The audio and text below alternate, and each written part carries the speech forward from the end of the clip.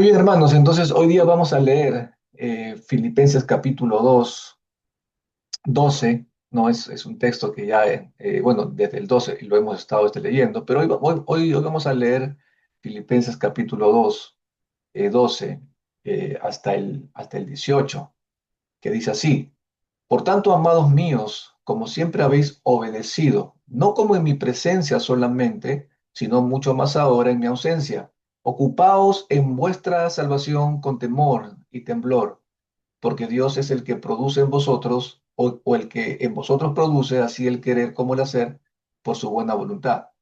Haced todo sin murmuraciones y contiendas, para que seáis irreprensibles y sencillos, hijos de Dios, sin mancha en medio de una generación maligna y perversa, en medio del cual, dice, resplandecéis como luminares en el mundo, asidos de la palabra de vida, para que en el día de Cristo yo pueda gloriarme de que no he corrido en vano, ni en vano he trabajado, aunque sea derramado en libación sobre el sacrificio y servicio de vuestra fe.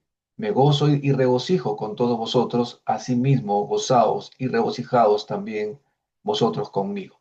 Entonces, cuando leemos esto, cuando inicia el versículo, dice, por tanto, ¿no? Usted sabe, ya hemos estudiado varias veces sobre el significado de la palabra por tanto, ¿no? Y este es un término de conclusión que enlaza lo antes dicho, ¿no? Pablo enlaza este por tanto diciendo, mira lo que hemos estado hablando hasta ahora, lo que hemos dicho hasta ahora. Entonces da una conclusión, una forma aplicativa, y dice, lo que hemos visto anteriormente, puesto a Cristo como el ejemplo de humildad, que se humilló a sí mismo, haciéndose obediente hasta la muerte y muerte de cruz, dice, de la misma manera nosotros debemos imitar. Esa es la conclusión a la que él llega. Pero también dice algo que es muy importante, que esta fidelidad que uno pueda tener respecto de Cristo no debe estar sometida a una supervisión física, porque Él dice, no solamente me obedezcan como si yo estuviera, o su fidelidad no sea evidente solo cuando yo estoy, sino compórtense de la misma manera, imitando a Cristo, aun cuando no me vean, aun cuando yo no estoy, sin supervisarlos, sin estar viendo qué hacen o qué no hacen, sino mucho más cuando no me vean. Y esto es muy importante, hermanos, porque eh, serle fiel a Cristo cuando no hay una supervisión o ojos que están mirándome el comportamiento, es una forma de evidenciar un verdadero cristianismo. Cuando nos comportamos, cuando nadie nos está mirando, hermano, eso es mucho mejor. Generalmente nosotros como seres humanos siempre tenemos la tendencia, ¿no? Usted sabe, de comportarnos bien cuando alguien nos está mirando, ¿no? Entonces, como cuando estábamos en el colegio, cuando estábamos en el colegio y la profesora no asistía a clases, aquí nos enviaban al auxiliar o a un profesor sustituto, no para enseñarnos, sino para que podamos controlar nuestro comportamiento y a fin de que, digamos, regulemos nuestra forma de comportarnos delante de los compañeros. Porque somos así, porque somos así. Cuando no hay nadie que nos está vigilando, generalmente nuestra conducta suele ser un poco fallida. Pero cuando hay alguien presente, generalmente nos comportamos bien. Yo recuerdo cuando estábamos en Lima, y las clases comenzaban a las 9 de la mañana, ¿no? Y yo justo llegaba 5 minutos antes por el tráfico y los hermanos estaban afuera, ¿no? Estaban ahí todos afuera, nadie estaba en su salón. Apenas veían que llegaba en mi auto, ellos miraban mi auto y pareciera como que no se hubieran visto no sé quién, pero entraban corriendo cada uno a su salón, ¿no? Entonces yo me reía y decía, ok, cuando no está el pastor, las ovejas estaban ahí dando vueltas ahí una con otra. Cuando llegó el pastor, todas corrían ahí a su lugar para entrar. Porque es parte de nuestra naturaleza. Somos así. Cuando hay una supervisión, nos portamos bien. Cuando no lo hay, ¿no es cierto? Entonces, ya hay complicaciones, ¿no? Siempre decimos, portate bien porque te estoy mirando. Y si yo no lo estoy mirando, ¿a quién acudimos? A Dios y le decimos, pórtate bien porque Diosito te está mirando desde el cielo. Dios te está mirando, yo no te puedo mirar, pero Él te mira. Pero siempre usamos esa premisa, el hecho de que nuestro comportamiento debe estar regido en base a que estamos siendo supervisados. Pero no debe ser así. Pablo decía, aún en mi ausencia, aún cuando yo no los puedo ver, aun cuando estén donde estén, deben de imitar a Cristo en su comportamiento. Por eso es muy importante, hermano o esposo, que te portes bien cuando tu esposa no te ve. O esposa, tienes que comportarte bien cuando tu esposo no te está viendo. O hijo, portarte bien cuando tu papá o tu mamá no te está viendo. Hermano, pórtese bien cuando su líder o su pastor no lo está viendo. ¿No? Es mucho mejor mostrar fidelidad al Señor cuando nadie nos ve, porque eso indica que nuestra fidelidad no es al hombre, sino a Dios mismo. Por eso que nos dice el libro de Efesios capítulo 6 verso 6 7 dice, no sirviendo al ojo como los que quieren agradar a los hombres, dice, sino como siervos de Cristo, de corazón haciendo la voluntad, sirviendo de buena voluntad, como al Señor y no a los hombres. ¿No? Y es interesante porque dice que Pablo está exhortando a los efesios que no sirvan al ojo, que la intención de sus corazones no es para que el hombre los vea. No, no solamente lo habla en un sentido de conducta, sino que también ahora lo está aplicando en un sentido de servicio. Tanto la conducta como el servicio deben ser directamente, no a los hombres, sino a Dios mismo, porque a Cristo el Señor servís. Y eso es algo que es muy importante, porque esto eh, directamente nos habla a nuestras conciencias, ¿no? Y entrar en una evaluación sería muy importante. ¿Cuándo es que yo me porto más fiel? ¿Cuándo es que yo realmente soy lo que debo de ser? ¿Cuando me están mirando o cuando no me están mirando? Eso puede darnos una luz a nosotros para saber cuál es el nivel y la fortaleza espiritual en la que yo me encuentro. Ahora, luego el verso dice algo muy importante que yo le dije la vez pasada, después que Pablo habla ese por tanto, luego dice el versículo, por tanto, dice, ocupaos de vuestra salvación con temor y temblor. Y este versículo ha traído mucha controversia, hermano, en toda la cristiandad, porque muchos han pensado de que la salvación se puede perder, pero todo el contexto que hemos visto hasta ahora básicamente no habla de una salvación en la que se puede perder, sino que el énfasis y el enfoque directo de Pablo está en la conducta del creyente, de cómo debe comportarse. Ahora, pero vamos a ver esto. Pablo no está diciendo, mire, quiero que hagan o compórtense de esta manera, hagan ciertas acciones para que así puedan lograr su salvación. No está diciendo eso. Lo que hemos estudiado hasta ahora, Filipenses 2 y todas las características de la conducta de un verdadero creyente, cuando Pablo concluye, no dice, deben tener este tipo de comportamientos y este conjunto de acciones espirituales para que puedan lograr la salvación. No está diciendo eso, porque entonces ya entraríamos digamos, en el área de tener buena conducta para ganarme la salvación o de las buenas obras para ganarme la salvación, sino que la buena conducta sea el reflejo de que ustedes son salvados, que las buenas acciones, el limitar a Cristo, el comportarse como Cristo se comportó, debe ser el resultado de que Cristo vive en ustedes y no comportarse bien para lograr la salvación. Y esto es muy importante que nosotros lo entendemos, o perdón, lo entendamos, porque muchos piensan y creen acertadamente que Cristo nos da la salvación por la gracia, pero nosotros tenemos que mantenerla por el esfuerzo. Cosa que, hermano, eso no va a suceder. John MacArthur decía, si yo puedo perder la salvación, yo la perdería todo el tiempo, porque todo el tiempo pecamos, todo el tiempo estamos en pecados, todo el tiempo cometemos errores, ya sea de pensamiento, intención, corazón o de hecho mismo, todo el tiempo estamos fallándole a Dios, porque todavía no hemos sido librados de esa naturaleza en nuestro interior de pecado que todavía drena pecado. Todavía drenamos pecado, aunque hay una naturaleza divina en nuestro interior que refrena muchas acciones que no hacemos, pero eso no implica que dentro de nuestro interior todavía siga existiendo esa inclinación perversa hacia el pecado. Por eso dice en Pablo, en Gálatas, dice que la lucha de la carne contra el espíritu y el espíritu contra la carne, y ambas se oponen entre sí para que no hagáis lo que quisieras. La carne le dice al espíritu, ¿sabes qué? Yo no quiero que te ocupes de las cosas espirituales.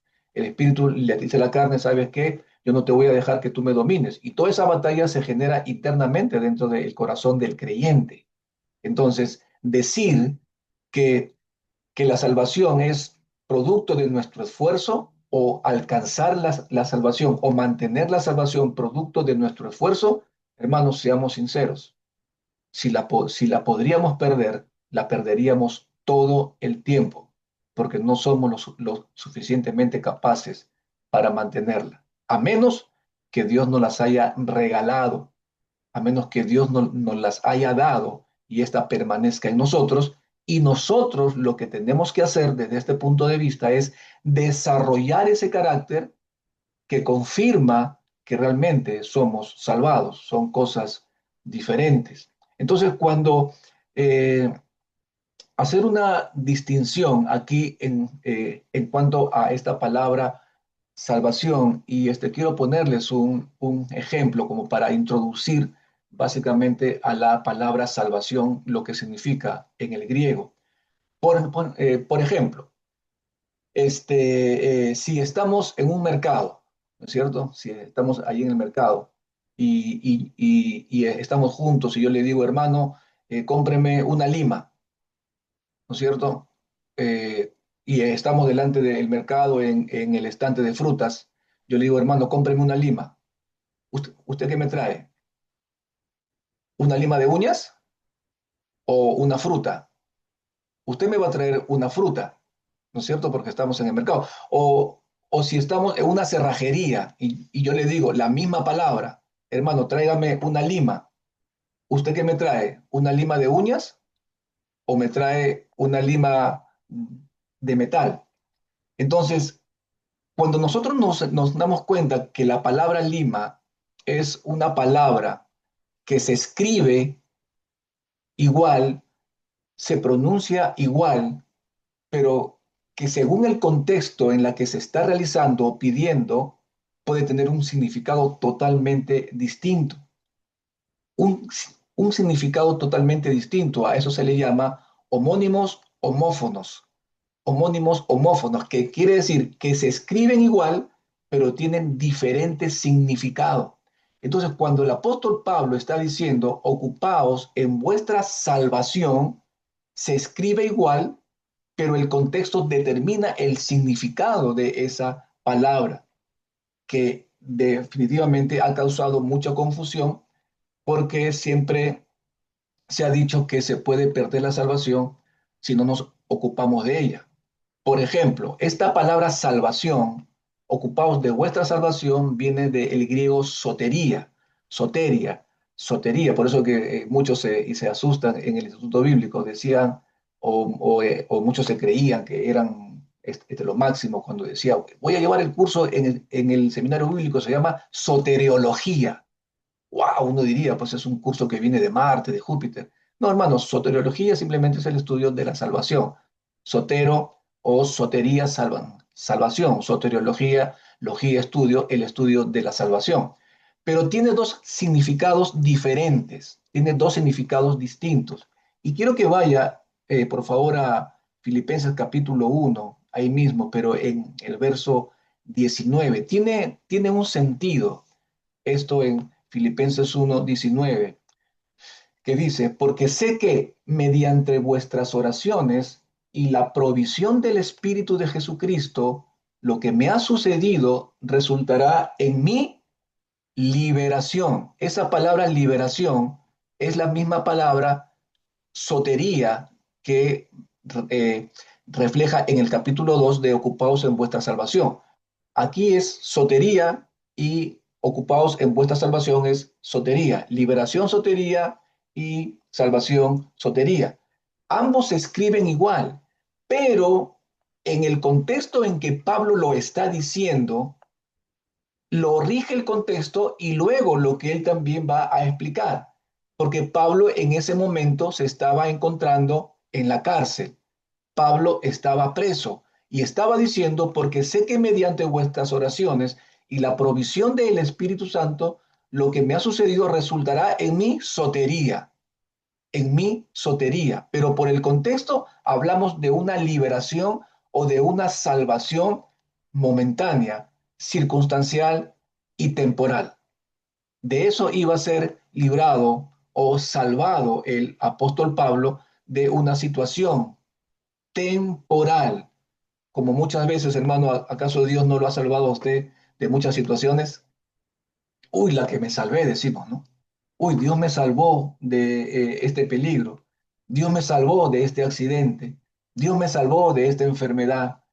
Y Dios nos salva todo el tiempo, hermano. Y hay muchos ejemplos en las que podemos hablar de cómo Dios nos salva, de cómo Dios participa diariamente. Dios nos salva. Dios nos ha salvado muchísimas veces aquí en la tierra de muchas situaciones. Dios nos ha protegido. Pero la palabra sotería en el contexto de ocuparnos de vuestra salvación con temor y temblor es una salvación que permanece constantemente y eternamente para siempre, que no tiene nada que ver con su esfuerzo, sino algo que Dios le ha regalado a usted. Espero haberme dejado entender, porque así como esta palabra, hay muchas palabras en el Nuevo Testamento y en el Antiguo Testamento que se escriben de la misma manera, pero tienen un significado aplicativo según el contexto. Por eso es muy importante que cuando uno haga un estudio bíblico, no solamente se quede con el verso leído, sino investigue el contexto histórico, cultural, a quién se lo dice, por qué se lo dice y en qué situación se lo está diciendo. Eso nos llevará, como se dice siempre, a una mejor exégesis, el estudio de las palabras que nos darán un verdadero significado y no estaremos inventándonos cosas, opiniones e ideas que se nos salen por la cabeza, lo cual nos ha llevado siempre a distorsiones doctrinales que han complicado la sana doctrina. Entonces, Romanos capítulo 8 verso 29, quiero reforzar esta idea y usted ya lo tiene hasta el verso 30. Quiero que lo vea conmigo de esta manera. Dice, porque a los que antes conoció, también los predestinó para que fuesen hechos conforme a la imagen de su Hijo, para que Él sea el primogénito entre muchos hermanos. Y a los que predestinó, a estos también llamó. Y a los que llamó, a estos también justificó. Y a los justificó, a estos también lo glorificó. Pregunto, ¿ve usted algún esfuerzo humano acá? ¿Ve usted una participación humana? Yo no veo ninguna participación humana. Pero lo que yo sí veo, pero lo que yo sí veo es que todos los verbos como conoció, predestinó, llamó, justificó y glorificó, todos están en tiempo pasado.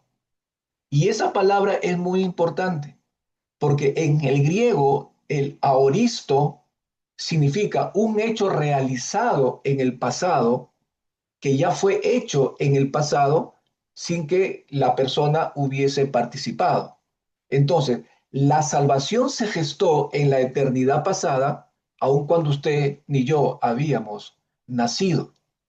Por eso que todos estos verbos están en tiempo pasado y es un hecho que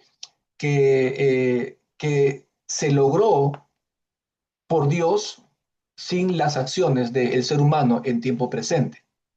Entonces, cuando Pablo hace esta expresión en tiempo pasado, está diciendo, la salvación de ustedes es segura. Lo que tienen que hacer es ocuparse de su salvación, no para lograrla, sino para desarrollarla, porque ya les ha sido dada. El descuido viene cuando la conducta del creyente no se comporta ni está a la altura de lo que debe ser un verdadero cristiano. Ese es un descuido. Por eso que la Biblia habla de niños espirituales, habla de carnales, habla de creyentes que no crecen.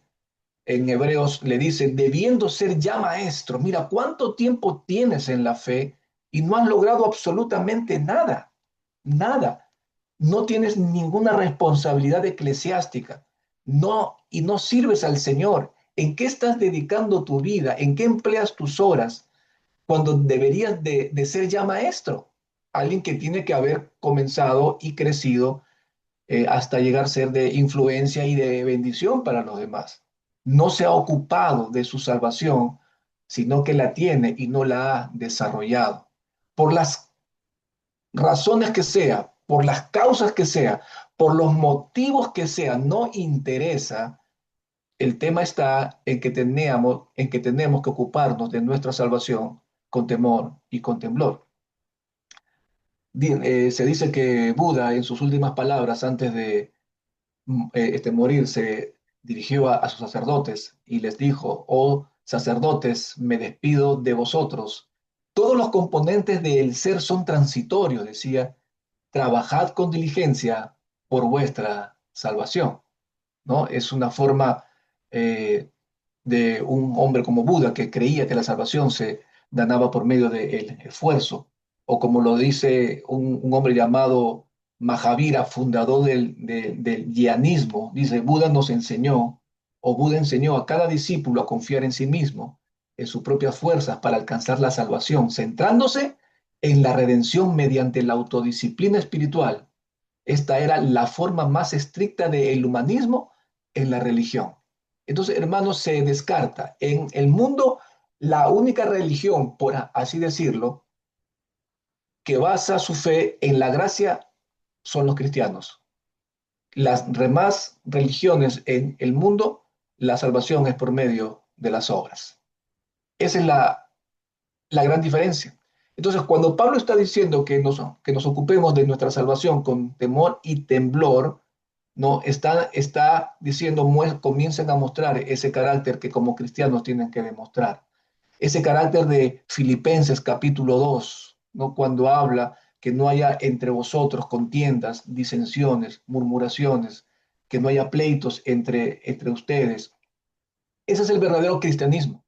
El verdadero cristianismo, hermano, no consiste solamente en asistir a la iglesia el día domingo o a tus reuniones ministeriales, que es parte de nuestra comunión con Dios a la cual debemos asistir, pero la, la verdadera conducta o la verdadera vida cristiana no se vive en la iglesia, se vive en el mundo. Allí donde nadie te ve, donde nadie te está supervisando, en tu trabajo, en el colegio, en tu casa, en el taxi, en la oficina, donde quiera que estés, allí se vive verdaderamente el verdadero cristianismo y ahí evidenciamos no que somos cristianos, sino que somos hijos de Dios. Allí está. Lo otro es consecuencia. Venir a la iglesia es consecuencia. Venir a las reuniones ministeriales es consecuencia. Pero hemos invertido los roles y creemos que ser cristiano es venir el domingo a la iglesia, asistir a las reuniones dominicales según los días que nos toque y luego vivimos como el diablo. Vivimos peleándonos unos a otros, reclamándonos unos a otros, insultándonos, hablando lisuras, viendo cosas que no deben de ver, haciendo cosas que no deben hacer. Entonces, hermano, se han invertido y como decía, sin querer queriendo, estamos volviendo a la religiosidad y estamos volviendo a la ley, como la iglesia tradicional o como los católicos romanos. Todas las semanas se portan como el diablo y el día domingo van a misa y salen de misa y salen tranquilos, salen como que ya fueron a misa y ya cumplieron con Dios, salen tranquilos en sus conciencias. Eso es una mente religiosa, una mente que simplemente descansa en el misticismo. Pero el verdadero cristiano, ir a la iglesia es la consecuencia de haber vivido una vida como Dios quiere, ocuparse en la salvación. Por eso Pablo decía que importante es ocuparnos de ello. Y parece que esta exhortación que Pablo les estaba haciendo a ellos, que se ocupen, por algo se lo decía, es una carta de exhortación, porque de repente los filipenses habían dejado de ocuparse de la salvación, se habían olvidado de ocuparse como salvados y deberían de enfocarse nuevamente respecto de lo que ellos dejado. Habían comenzado a cultivar problemas que lo habían llevado a descuidarse de la salvación, de cultivar un carácter cristiano, ¿no es cierto? Por ejemplo, voy a darle unos ejemplos. Ustedes se acordarán porque lo hemos leído estas semanas anteriores, Filipenses capítulo 1, vamos a leer por verso 15, por ejemplo, dice, miren lo que ocurría allí. Dice, algunos a la verdad predican a Cristo por envidia y contienda, pero otros de buena voluntad. Los unos anuncian a Cristo por contención, no sinceramente pensando añadir aflicción a mis prisiones. Ese era el carácter de los filipenses. Había envidia, había competencia en la predicación, había otros por contención, no predicaban sinceramente y Pablo decía, lo único que quieren es añadir más dolor al dolor que ya estoy sintiendo. Ya estoy preso, pero quieren añadir más dolor al dolor que estoy sintiendo por estar preso. Luego el verso 27 del mismo capítulo 1, luego dice, este, solamente dice que os comportéis como es digno del Evangelio de Cristo, para que sea que vaya, o sea que vaya a veros o que esté ausente, oiga de vosotros que estáis firmes en un mismo espíritu, combatiendo unánimes por la fe del Evangelio. Entonces, había otro comportamiento que ellos no se estaban comportando como era digno del Evangelio de Cristo.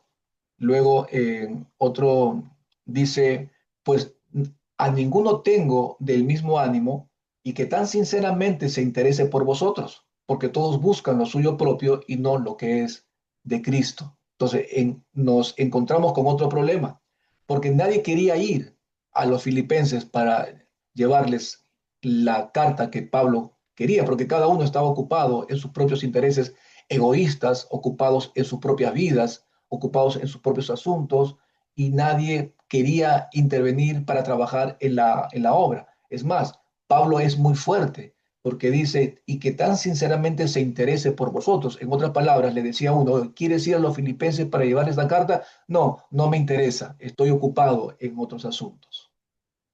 ¿Qué es más importante que no ocuparse de las cosas de Dios? Eso lo sabe cada uno, pero Pablo se enfrentaba en esta situación. Dice, porque todos buscan lo suyo, no lo que es de Cristo Jesús. Entonces, viendo todo esto, Pablo sabía y llega a la conclusión y le dice, ¿sabes qué? Mira, ustedes han perdido el interés por trabajar en desarrollar su salvación que Dios les ha entregado a ustedes.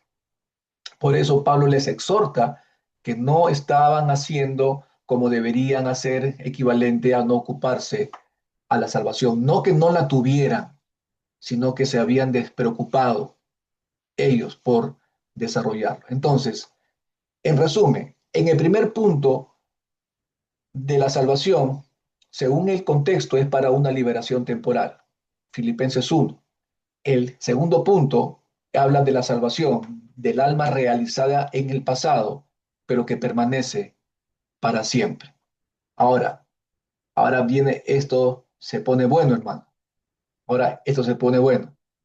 Ya les asenté las bases de lo que es la salvación. Claro que hablar sobre la seguridad de la salvación es un tema muy amplio que nos tomaría semanas, pero solamente quería darle este ejemplo para que usted lo tenga en mente y para poder, digamos, entender por qué muchos se refieren a este verso bíblico como una oportunidad para perderla.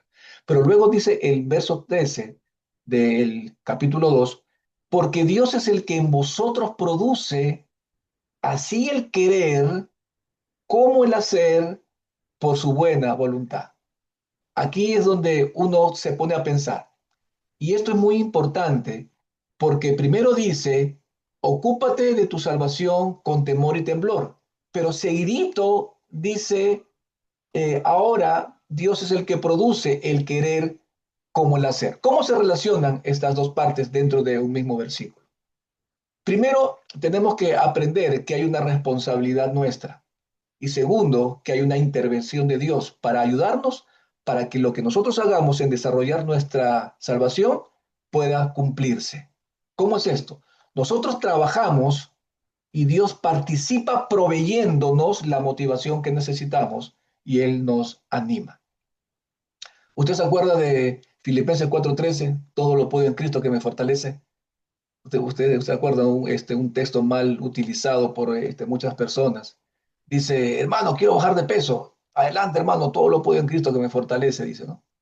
Hermano, que voy a hacer esto, lo otro, hermano, adelante, todo lo puedo en Cristo que me fortalece. Y voy a levantarme a las 3 de la mañana. No, no, no, es un texto mal utilizado, porque todo lo puedo en Cristo que me fortalece tiene un contexto mucho más rico y mucho más amplio respecto de todas las tragedias que el apóstol Pablo vivió en su momento y que no había ninguna situación en la vida que pudieran separarlo del amor de Dios.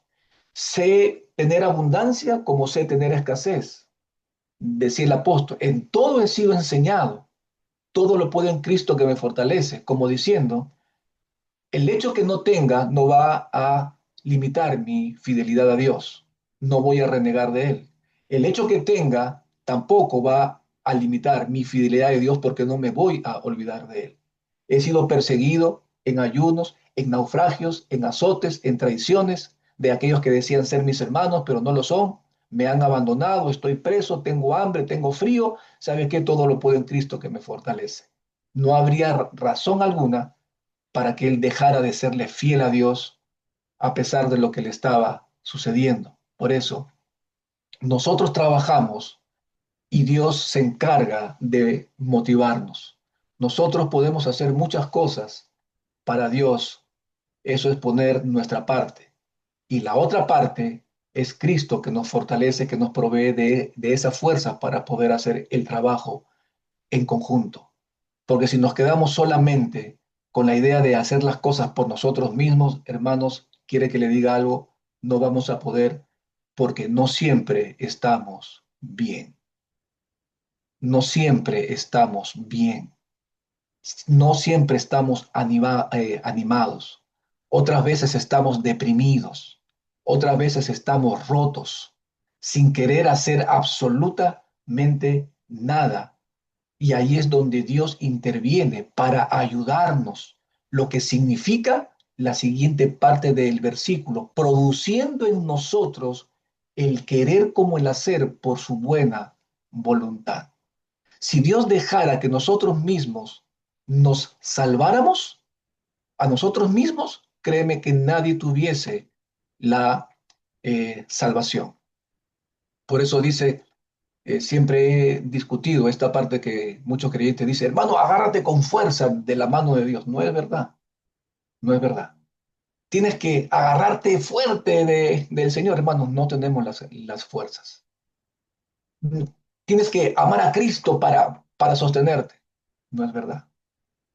Es verdad que lo amamos, es verdad que nos sujetamos, pero el texto dice, nadie nos separará del amor de Dios que es en Cristo Jesús. Lo que nos sostiene a nosotros no es el amor que tenga por Él, sino el amor que Él tiene por nosotros. Esa es la gran diferencia. Por eso que si todavía permanecemos aquí, todavía sentados, siéndole fieles, no es por nuestras fuerzas, ni nuestro amor por Él, sino es por las fuerzas de Dios y el amor de Dios para con nosotros, en Cristo Jesús. Por eso es. Entonces, Él nos ayuda. Quiero leerles.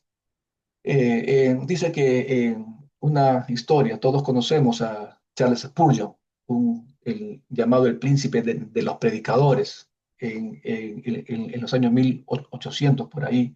Dice que Spurgeon caminaba por Londres como un gigante espiritual, dice un hombre imparable que cuando predicaba, dice que se estremecían todos los auditorios, no temblaban ante la predicación de este hombre, un hombre lleno de fe, un hombre que parecía tener una fe inquebrantable, una fe de hierro en su vida, pero cuenta la historia de este hombre que sucedió un día, que hubo un episodio en su vida bueno, yo no lo conocía, pero ahora ya lo conozco respecto de él, donde ya no se miraba al gran predicador que se paraba delante del púlpito, que hacía estremecer a las personas con sus mensajes, no que ahora se estaba mirando al hombre, que un hombre totalmente quebrantado, que necesitaba a Cristo tan desesperadamente como nosotros podemos necesitarlo. Dice que una tarde gris, Spurgeon llevaba semanas sumergido en una depresión tan profunda que apenas podía levantarse de la cama.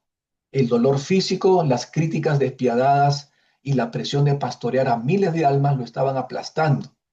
Y dice que aquella mañana ni siquiera había podido orar, ni siquiera había podido arrodillarse.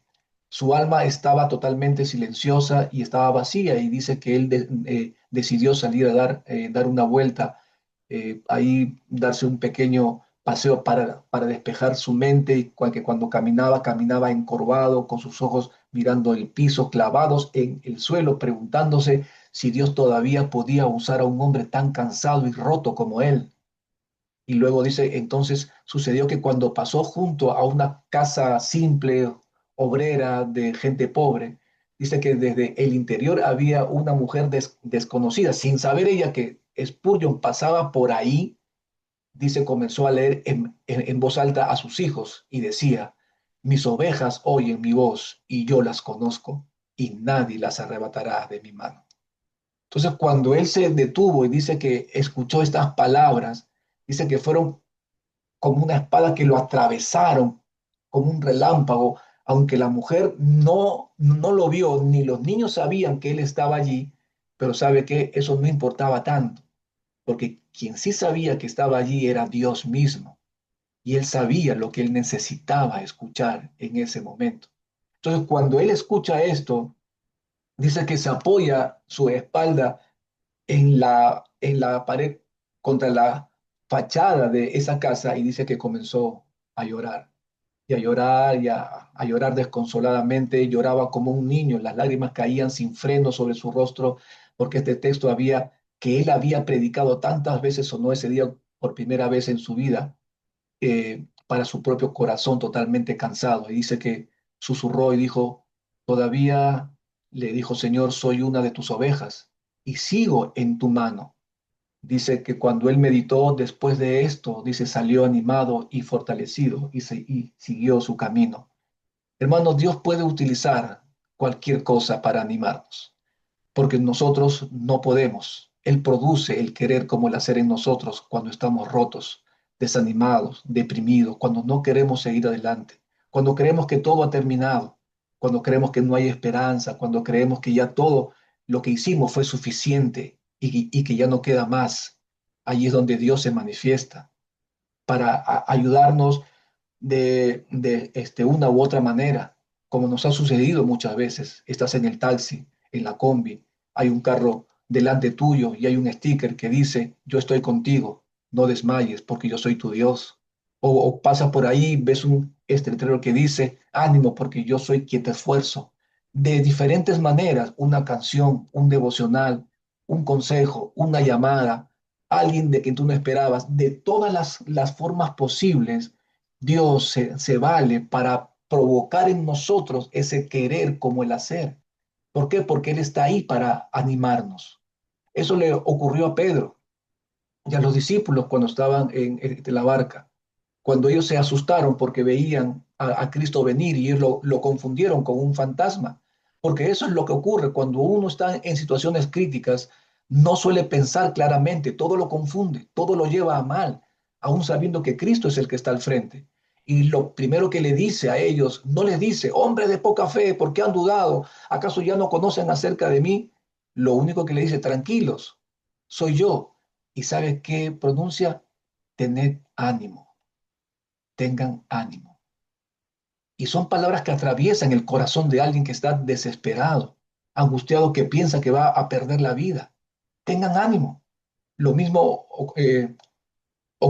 había ocurrido cuando Elías se fue corriendo porque Jezabel quería matarlo y él estaba angustiado, y deprimido, y cuando Dios se le aparece y le dice, ¿qué haces aquí? No lo recrimina porque no estaba haciendo lo que debía de hacer, sino más bien le dijo, come y duerme durante 3 días y toma del arroyo, recupera fuerzas para luego darte tu siguiente misión. O cuando Zorobabel, en medio de muchas oposiciones, agresiones, para evitar construir el templo, mire lo que nos dice Zacarías capítulo 4 verso 6. Este es un verso pero poderoso, hermano. Zacarías capítulo 4 verso 6 dice, en medio de todas esas oposiciones que él estaba viviendo y las agresiones, decía, entonces respondió y me habló diciendo, esta palabra de Jehová a Zorobabel que dice, no es con ejército ni con fuerza, sino con mi espíritu, ha dicho Jehová de los ejércitos. Qué tremendo. No es con ejército, hermano, no es con fuerza, sino con mi espíritu, dice el Señor. Esos problemas que puedes estar enfrentando, que crees tú que no tienen solución y que te hacen pensar de que no eres salvado o que vas a perder tu salvación. Esos problemas que lo ves por muy difíciles que sean en tu matrimonio, en tu vida, en tus asuntos personales, en el trabajo, donde quiera que te desarrolles, todo se pone cuesta arriba. Simplemente no es con ejército ni con fuerza, sino con mi espíritu, dice el Señor. El desánimo siempre ha sido, hermano, un efecto negativo en nuestras vidas espirituales que afecta nuestra relación con Dios. Y al dejar de lado las verdaderas cosas, como, como dice el apóstol Pablo, todas estas cosas que ellos estaban viviendo, los filipenses, que se habían desenfocado realmente de lo que tenían que ocuparse, los había llevado a desencadenar una serie de conductas en ellos que reflejaban muchas veces una conducta que no reflejaba que eran verdaderos cristianos. Pero Pablo no les dice en ningún momento, ustedes han perdido su salvación porque se han portado mal. Le dice, ustedes se han dejado de preocupar por su salvación porque se están portando mal. Miren lo que nos dice el verso 14 del capítulo 2 de Filipenses que estamos viendo. ¿Cuál además de esas conductas era que ellos estaban teniendo?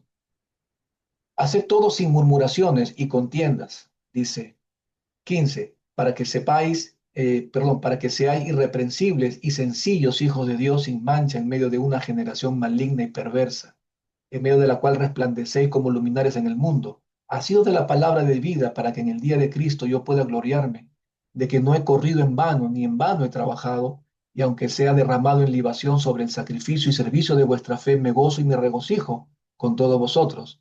Asimismo, gozaos y regocijaos también vosotros conmigo. Y Pablo sigue añadiendo conductas.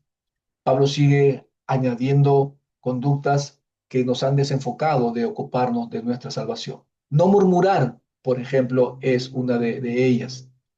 Significa, en el griego, significa hablar en voz baja sin que otros escuchen, ¿no? Hablar en voz baja sin que otros escuchen, pero también es una expresión de desaprobación en voz baja, un acto o estado de desaprobación, quejarse, murmurar, protestar, es decir, hacer una acusación formal o expresar un descontento, resentimiento, disgusto o molestia.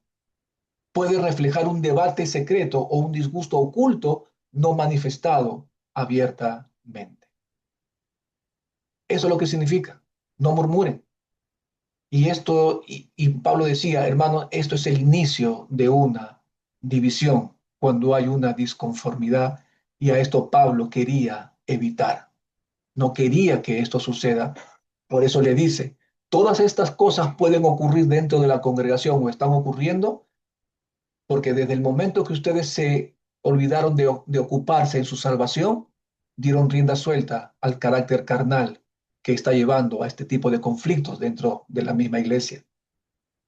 Dice que eh, en, en uno de los escritos, eh, Pablo estaba diciéndole a los filipenses que eviten este tipo de conflictos en ese momento. Esta palabra también se usaba para referirse a quienes conversaban en secreto, a quienes se quejaban de un descontento, de un descontento.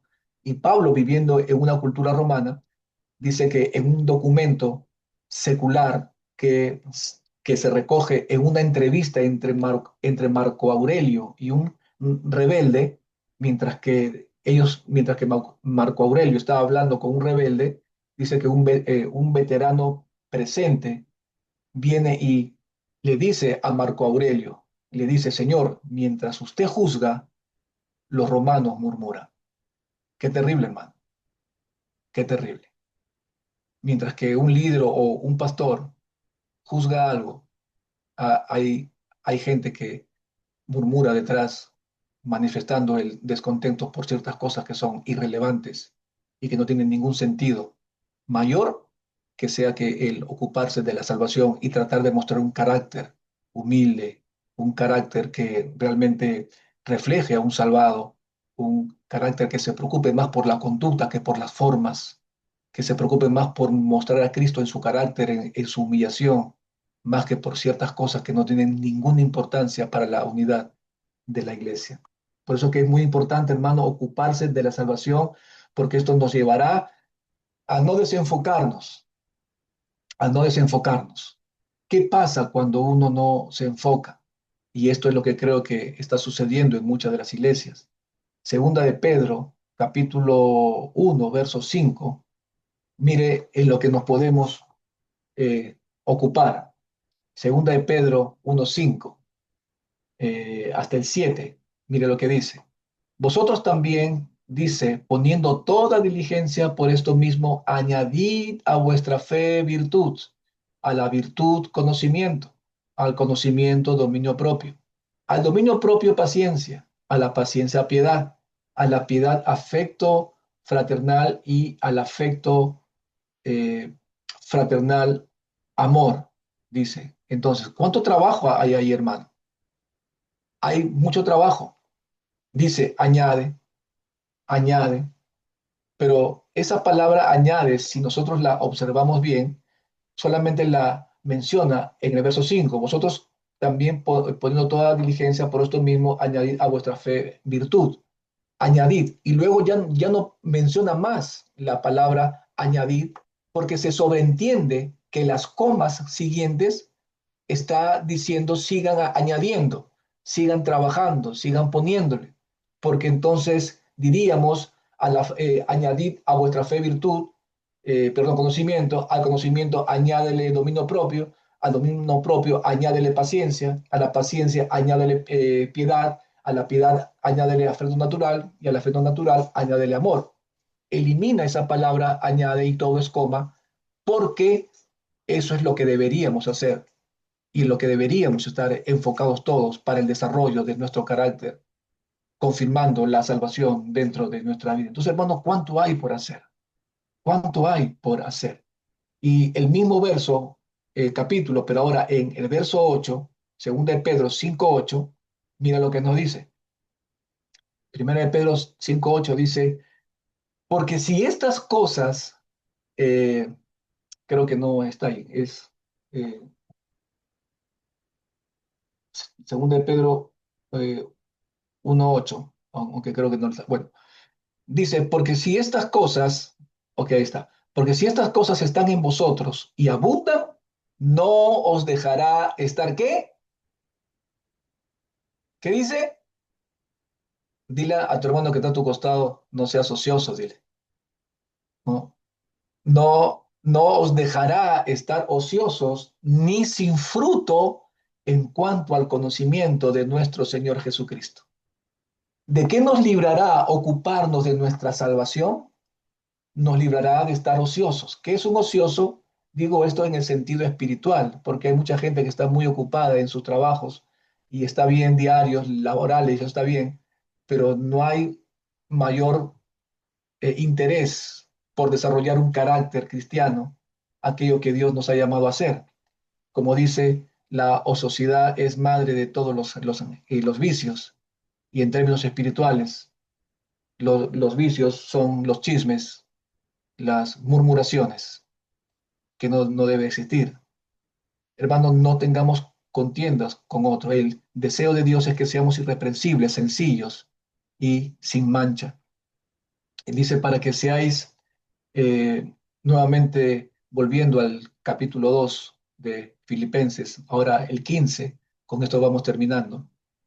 2:15 dice, para que seáis irreprensibles y sencillos hijos de Dios. No dice, para que seáis irreprensibles y sencillos cristianos, ¿no? Como dije la vez pasada, al cielo no entran cristianos, al cielo entran hijos de Dios.